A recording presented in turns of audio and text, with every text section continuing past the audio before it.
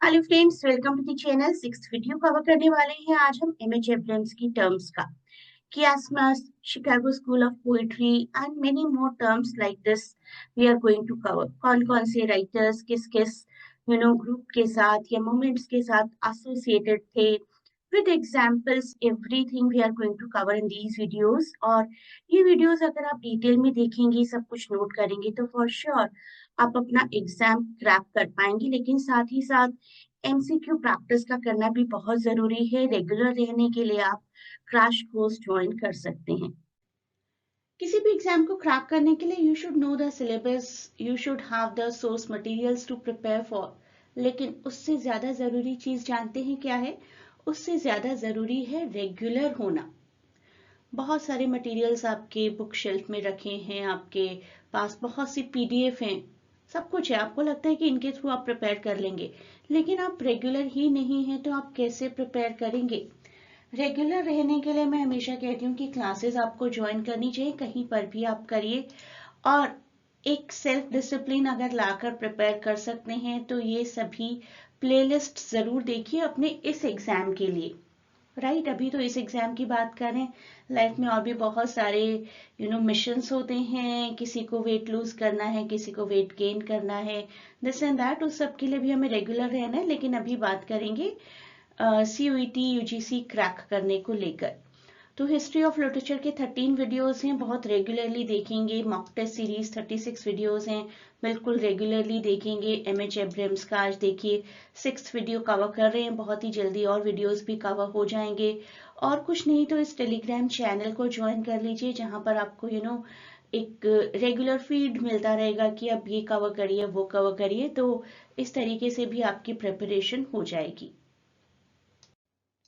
This is the Telegram channel, जिसको join करेंगे आप तो आपको एक पुश मिलता रहेगा।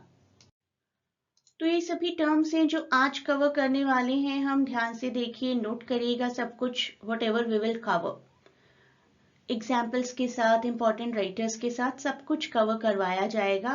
अगेन आई एम सेइंग कि रेगुलर रहेंगे तो क्रैक कर पाएंगे।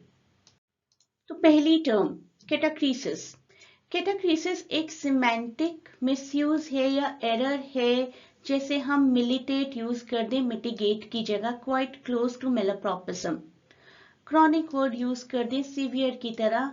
एक क्लोज्ड वर्ड यूज करें in the place of the actual word, और जिससे मीनिंग थोड़ा सा डाइवर्ट हो जाए। मेजर एग्जाम्पल देखते हैं। Dead people in graveyard being referred to as inhabitants. Inhabitants of graveyard, उनको हम इनहेबिटेंट्स नहीं कह सकते, they are the dead people, but dead people की जगह उन्हें इनहेबिटेंट बुलाना, दैट इज कैटाक्रीसिस। तो कैटाक्रीसिस जहां पर फ्रेज को एक डिफरेंट तरीके से यूज किया गया है, जिससे कि मीनिंग डेविएट हो जाता है, और ट्रेडिशनल की जगह, कन्वेंशनल की जगह हम एक मॉडर्न टाइप का वर्ड किसी भी टर्म के लिए इस्तेमाल कर देते हैं। It can be called an unexpected metaphor also. तो catachresis is basically unconventional use of vocabulary. Alexander Pope की एक पोइट्री है, जहां से एग्जाम्पल देखिए। Mow the bed, shave the grass, interchange हो गए वर्ड्स दोनों। Pin the plank, nail my sleep, यहाँ पर भी इंटरचेंज हो गए। तो इंटरचेंज यूज किया है। एक good reader of poetry will be able to analyse की interchanging has been there, meaning has changed, and it is catachresis. अब बात करते हैं कैवेलियर पोएट्स की। कैवेलियर पोएट्स 17वीं सेंचुरी के इंग्लिश पोएट्स का ग्रुप, जिन्होंने चार्ल्स वन को सपोर्ट किया था इंग्लिश सिविल वॉर में। चार्ल्स वन आप जानते ही हैं, he was the person who was executed, और उसके बाद चार्ल्स वन के बेटे आए थे 1660 में, and that period is called the restoration period. ये ऐसे पोएट्स जो कि कार्पे डिएम की थीम पर, लाइफ के प्लेजर पर, ब्यूटी पर कॉन्सेंट्रेट किया करते थे।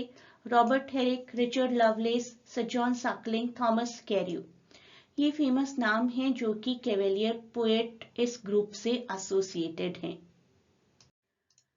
Chicago school of criticism 1930s में इमर्ज हुआ था, जिस टाइम पर न्यू क्रिटिसिज्म भी शेप ले रहा था।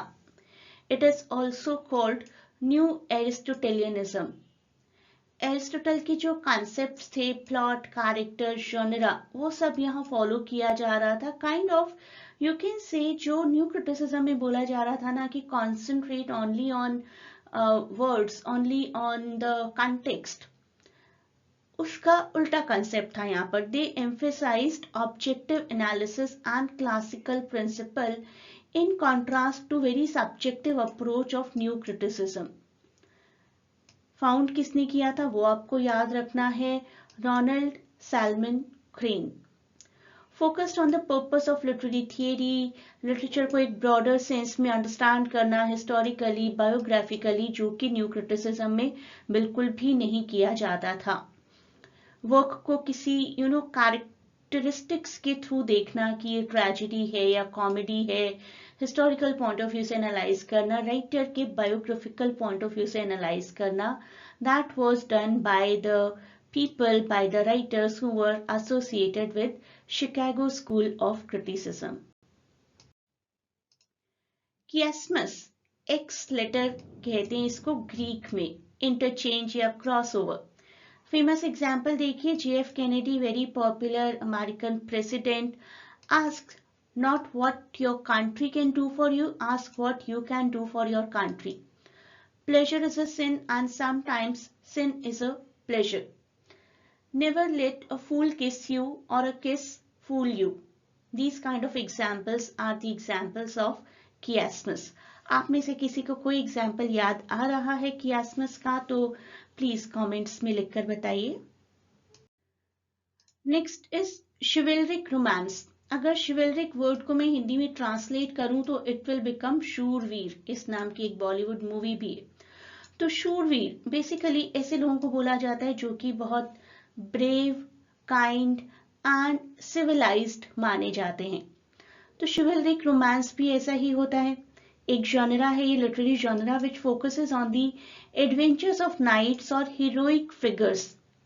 ऑनर, ब्रेवरी, कोर्टली लव, ये सब कुछ दिखाया जाता है. इनमें हमें एक मॉरल लेसन देने की कोशिश की जाती है about bravery, loyalty and honour. उनका कोई ना कोई मिशन होता है कि किसी विलन से फाइट करना है एंड ऑल दैट.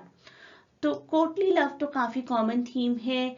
नाइट्स बड़ा डीप डिवोशन शो करते हैं फीमेल्स के लिए और कई बार अनअटेनेबल लव भी होता है.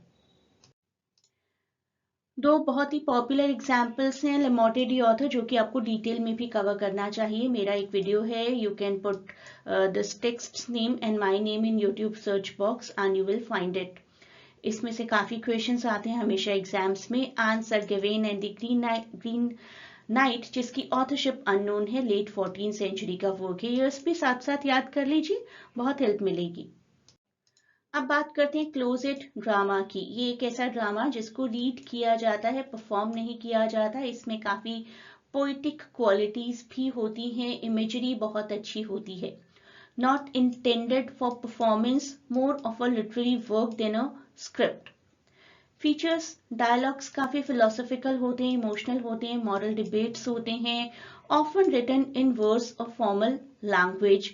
सोलिलोक्वेज होते हैं, मोनोलॉग्स होते हैं और बहुत पोइटिक क्वालिटीज होती है, जिसकी वजह से एक ऑडियंस को मजा आएगा इस ड्रामा को सुनने में.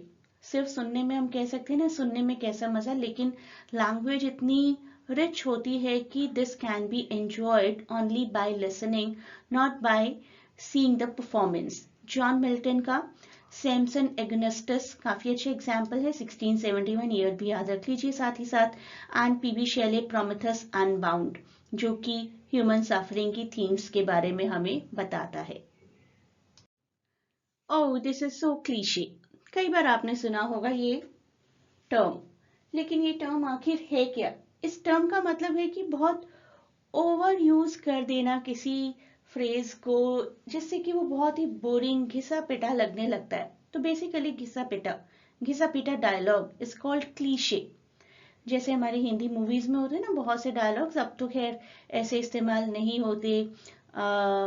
कोई हीरो कॉलेज से एक डिग्री लेकर आता है, माँ मैं पास हो गया.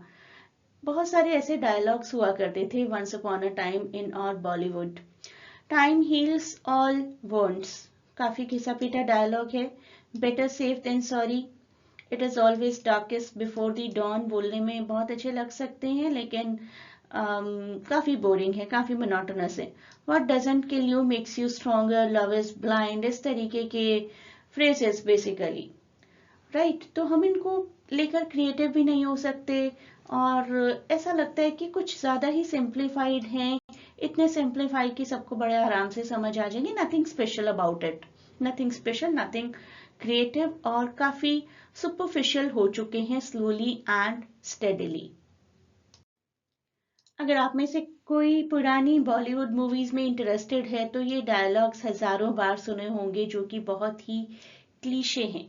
बेटा आज अगर तेरे पिताजी जिंदा होते, ऐसे ऐसे बहुत से डायलॉग्स थे जो कि अब बहुत ही मोनोटोनस लगते हैं। वंस अपॉन अ टाइम में भी लोग बहुत एंजॉय किया करते थे। कोलोक्युलिज्म, सिंप्लीफाई कर देना किसी चीज को, फॉर्मल लैंग्वेज यूज ना करना, बहुत जैसे आप डेली किसी से बात करते हैं उस तरीके की उस तरीके का कम्युनिकेशन अगर लिटरेचर में दिखाया जा रहा है तो दैट इज कोलोक्युलिज्म। आजकल बहुत ऐसा हो गया, पहले बड़ी फॉर्मल लैंग्वेज यूज हुआ करती थी बॉलीवुड में और अब तो इट इज क्वाइट सिंपल, है ना। हम बिल्कुल नॉर्मल ऐसे बात करते हैं जैसे दो लोग नॉर्मल लाइफ में बात करते हैं। तो informal everyday language, casual language का इस्तेमाल होना, दैट इज कॉल्ड कोलोक्युलिज्म। स्लैंग का इस्तेमाल होना, जैसे कि जॉन डन का फ्ली बहुत अच्छा एग्जाम्पल है। Mark but this flea and mark in this how little that which thou deniest me, busy old fool sun, उन्होंने तो सन को ही डांट लगा दी थी द सन राइजिंग में, राइट। तो बिल्कुल ऐसे लैंग्वेज यूज करना कि आप किसी से नॉर्मल बातें कर रहे हैं, बहुत हाई प्रोफाइल डायलॉग्स की और बहुत हाई प्रोफाइल लिटरेरी डिवाइसेस की जरूरत नहीं है। अब देखते हैं कॉन्फ्लिक्ट कैसे काम करता है लिटरेचर में। कॉन्फ्लिक्ट का सिंपल मतलब तो है मनमुटाव, लेकिन ये मनमुटाव भी अलग अलग तरीके के होते हैं ना, कुछ इंटरनल कुछ एक्सटर्नल, फिर एक्सटर्नल के भी सब टाइप्स। इंटरनल आप अपने आप से बातें करते हैं, खुद से सोचते रहते हैं। हैमलेट ने सोचा to be not to be, to be not to be, अपने आप से बातें की ना। अपना इंडिसीजन था उनका to avenge his father's death, और जो उनका कॉन्फ्लिक्ट था क्लॉडियस के साथ, that is called external, man versus man. Man versus nature भी हो सकता है, ओल्ड मैन और सी का आपस में एक conflict in this novella old man and the sea, ये भी आपको जरूर कवर करना चाहिए, इसको भी आप डिटेल में जरूर देखिए। मैन वर्सेस सोसाइटी, हम पूरी सोसाइटी से लड़ रहे हैं, है ना। कैनोनाइजेशन नाम की पोइट्री है जॉन डन, उसमें मैन वर्सेस सोसाइटी है। Catcher in the rye, Holden Caulfield का पूरा स्ट्रगल है, मैन वर्सेस सोसाइटी है। मैन वर्सेस फेट, हम अपनी किस्मत से लड़ रहे हैं, जो कि इडिपस ने काफी करने की कोशिश की, इडिपस रेक्स में, लेकिन लड़ नहीं पाए। डेस्टिनी से तो बहुत लोग हार जाते हैं। बहुत बार हम अपना पूरा कंट्रीब्यूशन देते हैं, पूरी मेहनत करते हैं, लेकिन destiny is something which is greater. I certainly believe in destiny. तो रोल क्या रहता है कॉन्फ्लिक्ट का? प्लॉट और कैरेक्टर्स की डेवलपमेंट होती है। अगर कॉन्फ्लिक्ट ही नहीं होगा किसी भी तरीके का तो the story will be very monotonous, है ना। ठाकुर की क्या वैल्यू है, गब्बर के बिना कुछ भी नहीं है ना। एंड मिस्टर इंडिया की क्या वैल्यू है, मोगेम्बो के बिना कुछ भी नहीं है। तो कुछ कैरेक्टर्स तो और कुछ लैंडमार्क वर्क्स तो याद ही इसीलिए किए जाते हैं क्योंकि उनमें एक कन्फ्लिक्टिंग कैरेक्टर है। ओथेलो नाम का प्ले कुछ भी नहीं होता अगर इएगो नहीं होते वहां पर। ऑल्दो कंटिन्यूशन में मुझे सिर्फ कॉनोटेशन कराना था, लेकिन कॉनोटेशन अधूरा रहेगा अगर आप डेनोटेशन और मिथ ना समझें तो। कॉनोटेशन, डेनोटेशन, मिथ, ये थियरीज हमें प्रोवाइड की गई थी रोलैंड बार्थ्स के द्वारा। डेनोटेशन, डी से आप मान लीजिए dictionary meaning, D for dictionary, D for denotation. तो denotation is the dictionary meaning, literal meaning, right. This is heart, this is a shape, ये एक शेप है ना सिर्फ, तो ये डेनोटेशन है। लेकिन if I am making this shape for someone, और इसमें से एक एरो जा रहा है यहाँ पर किसी का नाम, यहाँ पर किसी का नाम, तो that will be a connotation, secondary meaning हो जाएगा according to the culture context, right. आप आपने देखा ही होगा कि हमारे पब्लिक प्लेसेस पर किस तरीके से इस तरीके के मार्क्स बने होते हैं, कितने अच्छे से हम लोग डिजाइन करके आते हैं ना पब्लिक प्लेसेस को, राइट। तो रोलैंड बार्थ्स की मिथ थ्योरी, डेनोटेशन और कॉनोटेशन, ये एक साथ कवर करते हैं हम। एग्जाम्पल ले लेते हैं। डेनोटेशन मैंने आपको बताया कि हार्ट सिंबल जस्ट सिंबल बनाया गया तो this is a shape, right. लेकिन यही शेप एसोसिएटेड है लव, अफेक्शन, रोमांस के साथ। इसके साथ ही साथ एक और टर्म हम कर रहे हैं मिथ। ठीक है, मिथ का मतलब होता है कि एक चीज को इतना ज्यादा स्प्रेड कर देना कि people start taking that wrong thing as a reality, right. जैसे कि फेयर स्किन का होना ही एक कंडीशन है कि यू आर ब्यूटिफुल, है ना। तो बास argues that the association of fair skin with beauty is a myth. और आप जानती हैं कि इंडिया में फेयर स्किन को लेकर कितना टेबू है, ऑल्दो कुछ सालों से थोड़ा कम हुआ है। People are not going only for fair skin but are seeing other characteristics also. लेकिन fair skin, zero figure and this and that, कितने सारे ब्यूटी स्टैंडर्ड्स हमें प्रोवाइड किए जाते हैं कि अगर ऐसा नहीं है तो आप ब्यूटीफुल नहीं हो, वैसा नहीं है तो आप ब्यूटीफुल नहीं हो। तो एक कल्चरल नोशन को इतना ज्यादा स्प्रेड कर देना कि वो सब लोग एक्सेप्ट करने लगे, that is what we call to be myth. अब आपके लिए एक सवाल जिसका जवाब मुझे दीजिए कमेंट्स में, और आप क्लासेस ज्वाइन करेंगे तो ऐसे बहुत से क्वेश्चंस आपको प्रैक्टिस करने को मिलेंगे। Which poet is not considered a Cavalier poet? Robert Herrick, Thomas Carew, John Keats और Richard Lovelace? ऑनली ABCD जो भी आपको ऑप्शन लग रहा है वो लिख सकते हैं आप कमेंट्स में। You can join the online classes for all of these courses. CUET, JMI, IPU, Masters English के एंट्रेंस 2025 एग्जाम्स के लिए बैचेस चल रहे हैं। क्रैश कोर्स के JPSC के लिए, English literature optional UPSC exam के लिए आप ऑनलाइन क्लासेस ज्वाइन कर सकते हैं। This is the WhatsApp to contact and this is the Telegram link to contact. तो इन दोनों लिंक्स पर आप चैट करके इंक्वायरी कर सकते हैं। लिंक आपको डिस्क्रिप्शन में भी मिल जाएंगे। CUET PG एग्जाम आने ही वाला है। देखिए, देखते ही देखते 13 मार्च आ जाएगा and you do not know कि आपका पर्टिकुलर सब्जेक्ट का एग्जाम किस दिन होगा। इंग्लिश लिटरेचर कर रहे हैं तो आप ज्वाइन करिए मुझे, और आपकी प्रिपरेशन बहुत अच्छी हो जाएगी, that I can assure you, अगर आप डेडिकेटेडली वो सभी टास्क कंप्लीट करते हैं जो कि मैं आपको प्रोवाइड करती जाऊंगी।